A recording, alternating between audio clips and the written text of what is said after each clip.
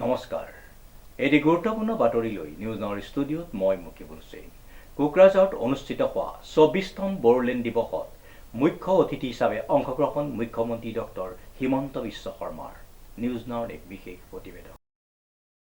কোকৰাঝাৰত অনুষ্ঠিত হোৱা ২৪তম বড়োলেণ্ড দিৱসত মুখ্য অতিথি হিচাপে অংশগ্ৰহণ কৰি মুখ্যমন্ত্ৰী ডক্টৰ হিমন্ত বিশ্ব শৰ্মাৰ বিটিচি বাসীলৈ ৪টাকৈ উপহাৰ ঘোষণা। বিটিচিত দলং আৰু ৰাস্তা বনাবৰ বাবে ১,০০০ কোটি টকাৰ আৰ্থিক সাহায্য ঘোষণা মুখ্যমন্ত্ৰীৰ। বিটিচিত উদ্যোগ ব্যৱসায় বাণিজ্য কৰিব বিচৰা ১৫,০০০ যুৱক যুৱতীক ২ লাখ টকাকৈ আৰ্থিক সাহায্য প্ৰদান কৰা হ'ব। চীনৰ অলিম্পিক শুভ উদ্বোধনী সাংস্কৃতিক কাৰ্যসূচীতকৈও বাগৰুম্বাৰ বৃহৎ। এনেদৰে এক গুৰুত্বপূৰ্ণ মন্তব্য প্ৰকাশ কৰি মুখ্যমন্ত্ৰীগৰাকীয়ে সাংবাদিকৰ আগত এনেদৰে বক্তব্য প্ৰদান কৰে। তেওঁ ৰাৱালপিণ্ডিত গৈছে, ইয়াত আৰু কমেণ্ট কি দিব? মই কোৱা কথাৰ কমেণ্ট দিব পাৰে, তাত তেওঁ নিজে কোৱা কথাৰ কেনেকে কমেণ্ট দিব? তেওঁ যে ৰাৱালপিণ্ডিত গৈছে আৰু ৰাৱালপিণ্ডি পাকিস্তান আৰ্মিৰ হেডকোৱাৰ্টাৰ, এইটোতো মই কোৱা নাছিলোঁ, মইতো নাজানিছিলোঁ, তেওঁহে কৈছে। গতিকে তেওঁ কোৱা কথাৰ ওপৰতে আপুনি কি টিপ্পনী দিব? এইটো তেওঁহে কৈছে, এইটো স্বীকাৰোক্তি টাইপ হৈ গ'ল। এইবাৰ নতুন দিল্লীত বিহু, বাগৰুম্বা আৰু ঝুমুৰ নৃত্য একেলগে প্ৰদৰ্শন কৰি অসমৰ সংস্কৃতিক জিলিকাই তোলা হ'ব। চেন্নাইত বড়োলেণ্ড গেষ্ট হাউচ বনাবৰ বাবে পুঁজিৰ আবণ্টন ইতিমধ্যে দিয়া হৈছে বুলি মুখ্যমন্ত্ৰীগৰাকীয়ে এক গুৰুত্বপূৰ্ণ মন্তব্য প্ৰকাশ কৰে। আমিতো BPFৰ লগত মিত্ৰতাৰ কথা বতৰা পাতিছোঁ, কিন্তু মই এইটোও কৈছোঁ যে সকলোৱে মিলি ইলেকশ্যন খেলিব পাৰোঁ নেকি। হাগ্ৰামা মহিলাৰী যেতিয়া এতিয়া BTCৰ নেতা, চেষ্টা কৰক। নোৱাৰিলে ইলেকশ্যন হ'ব, মিলা মিছাকৈ চবেই খেলি থাকিব আৰু নিজৰ চিম্বলতে খেলক, বেলেগৰ চিম্বলতে খেলক, কাজিয়া পেচাল নোহোৱাকৈ মিলা মিছাকৈ ইলেকশ্যন খেলিলে হ'ল। কংগ্ৰেছ একফালে থাকিব, বাকী চবেই মিলা মিছাকৈ খেলি থাকিব আৰু। চাওক, আমি লোকসভা নিৰ্বাচনত আমি 96 সিটত লিড কৰিছিলোঁ আৰু মই ভাবোঁ লোকসভাৰ পিছত আমাৰ পজিশ্যন এতিয়া আৰু বেছি ভাল হৈছে, বেয়া হোৱা নাই। একজেক্ট অংকটো দিব মই বেয়া পাওঁ, কিন্তু লোকসভাতে আমি 96 সিটত লিডত আছিল। ৰাজনীতিত আজিলৈ হিমন্ত বিশ্ব শৰ্মাই এটাও মিছা কথা কোৱা নাই। মোক চেলেঞ্জ কৰা হ'লে বিষয়টো ইমান গভীৰতালৈ মই নুসুমুৱালোহেঁতেন। ভিজা নোহোৱাকৈ ৰাৱালপিণ্ডিলৈ যোৱা বুলি নিজকে কৈছে। এই কথাটো কৈ আৰু বেছি বেয়া কৰিলে। বাকীখিনি এতিয়া কেন্দ্ৰীয় চৰকাৰৰ দায়িত্ব। গৌৰৱ গগৈয়ে নিজে কোৱা কথাৰ নিজে উত্তৰ দিব লাগিব। এনেদৰে এক গুৰুত্বপূৰ্ণ মন্তব্য প্ৰকাশ কৰে মুখ্যমন্ত্ৰীগৰাকীয়ে। মোৰ যিটো অসমৰ মানুহক মই যিটো কমিটমেণ্ট কৰিছিলোঁ, মোৰ কমিটমেণ্টটো মই ৰাখিলোঁ। যেতিয়া প্ৰথমবাৰ মই কৈছিলোঁ যে গৌৰৱ গগৈৰ পত্নী বিদেশী, তেতিয়া গৌৰৱ গগৈয়ে নিজৰ পত্নীৰ বিহুৰ মুগাৰ মেখেলা চাদৰ পিন্ধা ফটো এখন দি কবিতা লিখিছিল যে মই কিমান মিছা কথা ক'ব পাৰোঁ। আজি মই অসমৰ ৰাইজৰ আগত প্ৰমাণ কৰি দিলোঁ যে ৰাজনীতিত হিমন্ত বিশ্ব শৰ্মাই এটা অসত্য কথা নকয়। তেওঁ যদি মোক চেলেঞ্জ নকৰিলেহেঁতেন অসত্য কথাৰে, মই হয়তো ইমান দূৰলৈ নোসোমালোহেঁতেন। বাকীখিনি এতিয়া কেন্দ্ৰীয় চৰকাৰৰ দায়িত্ব, বাকীখিনি কেন্দ্ৰীয় চৰকাৰে চাব। যোৱাকালি তেওঁ প্ৰেছ কনফাৰেন্সত যিবোৰ কথা ক'লে যে ভিছা নোহোৱাকৈ তেওঁ ৰাৱালপিণ্ডিলৈকে গৈছিলে, পৰিস্থিতিটো তেওঁ নিজে আৰু অধিক বেয়া কৰি ল'লে। যিমান মই কৈছিলোঁ তাতকৈ তেওঁ নিজে বেয়া কৰি ল'লে। যেতিয়া নিজ মুখেদিয়ে তেওঁ কৈছে, তেওঁ নিজেই উত্তৰ দিয়ক, কেন্দ্ৰীয় চৰকাৰে যেতিয়া তেওঁক সোধা পোছা কৰিব। আগন্তুক বিধানসভা নিৰ্বাচনত BTC এলেকাত BPFৰ সৈতে মিত্ৰতাৰ কথা পাতিছোঁ।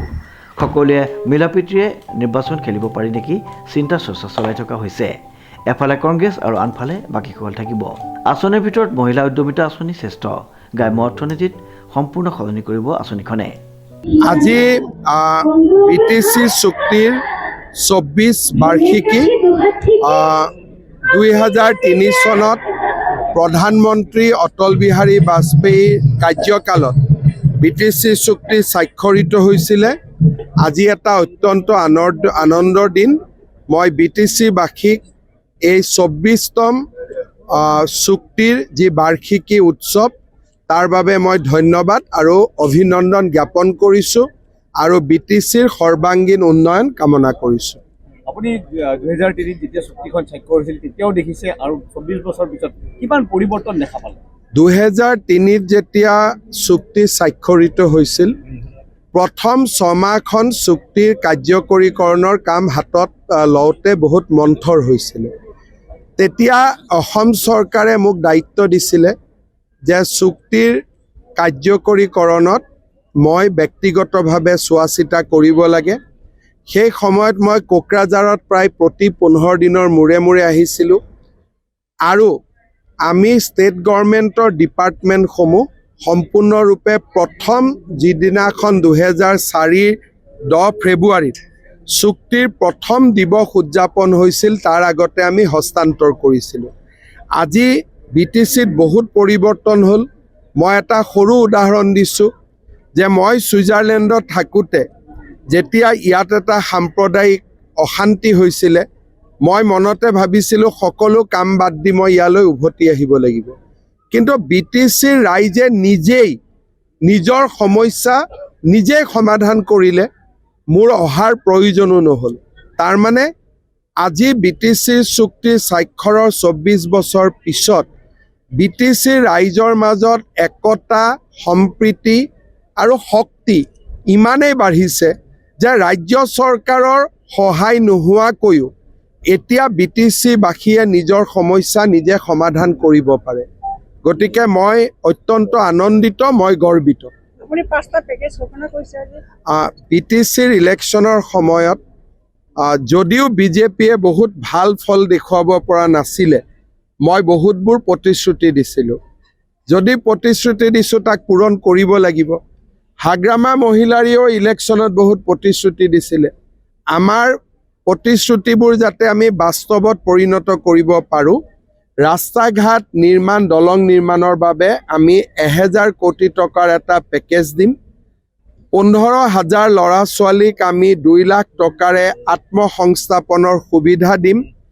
চেন্নাইত এটা বড়োলেণ্ড ভৱন নিৰ্মাণৰ বাবে আমি পুঁজি দিম আৰু বিহু, ঝুমুৰ, বাগৰুম্বা তিনিওটাকে আমি নতুন দিল্লীলৈ লৈ যাম যাতে ৰাষ্ট্ৰীয় প্ৰেক্ষাপটতো অসমৰ সংস্কৃতি জিলিকি উঠিব পাৰে। এছাৰত মৰা মানুহৰ নাম কটা, বিয়া হৈ ঠাই সলনি কৰা আৰু যোগ্যজনক নতুন নাম অন্তৰ্ভুক্তিকৰণ কৰা হৈছে।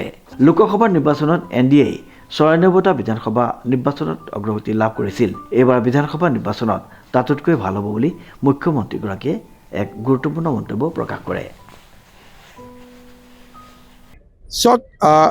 মই ভাবোঁ যে মহিলা উদ্যমিতা আঁচনিখন যদি আমি সফল হ'ব পাৰোঁ আৰু আমাৰ মহিলাসকলে যদি নিজৰ ভৰিত নিজে থিয় দিব পাৰে, এই আঁচনিখনে অসমৰ গ্ৰাম্য অৰ্থনীতি সম্পূৰ্ণ পৰিৱৰ্তন কৰিব পাৰে। সেইকাৰণে আমি মহিলাসকলক 10,000 টকা দিছোঁ, 25,000 আৰু দিম, 50,000 আৰু দিম।